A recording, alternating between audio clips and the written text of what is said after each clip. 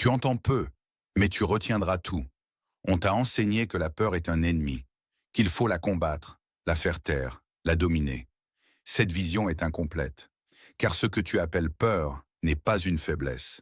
C'est un langage, cette tension dans le corps, ce resserrement dans la poitrine, cette voix intérieure qui appelle à la prudence. Tout cela n'est pas là pour te nuire, c'est là pour te prévenir, et parfois pour te guider. Pendant longtemps, j'ai cru que le courage était l'absence totale de peur. Je regardais ceux qui avançaient, ceux qui osaient, ceux qui prenaient en la parole ou s'engageaient sur des chemins incertains. Je pensais qu'ils étaient différents, qu'ils ne ressentaient pas ce que je ressentais. J'avais tort. Le courage n'est pas l'absence de peur. Le courage est la capacité de marcher avec elle. Je ne vais pas t'enseigner comment supprimer tes peurs.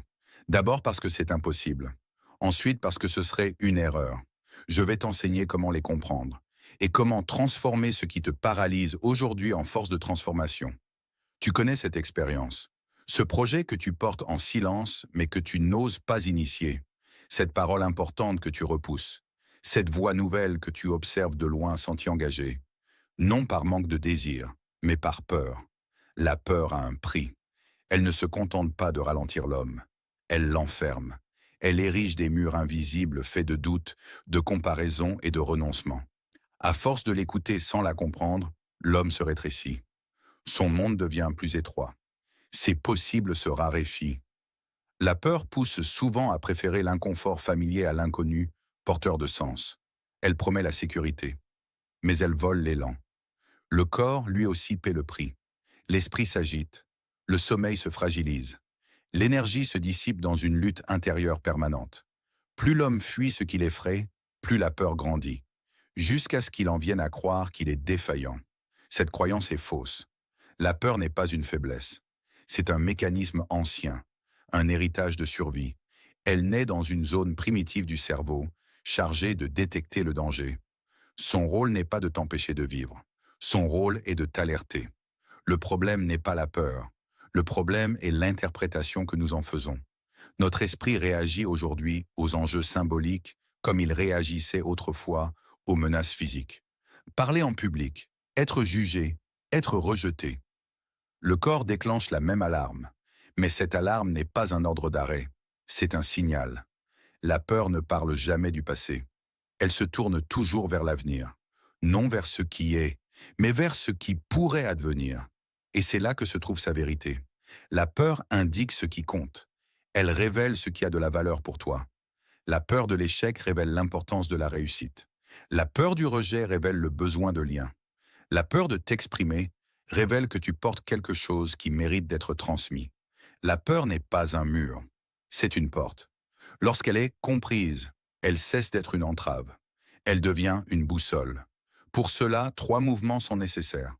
Observer, transformer, agir. D'abord, observer. Ne plus fuir, ne plus lutter, mais écouter, se demander calmement ce que la peur cherche à protéger.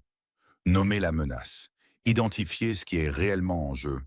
Lorsque la peur devient claire, elle perd de son pouvoir. Elle cesse d'être une masse informe.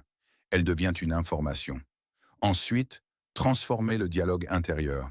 L'esprit humain n'est pas figé, il se façonne par la répétition. Les pensées répétées deviennent des chemins.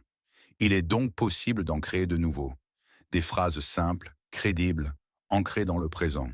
Non pour nier la peur, mais pour rappeler à l'esprit sa capacité à faire face.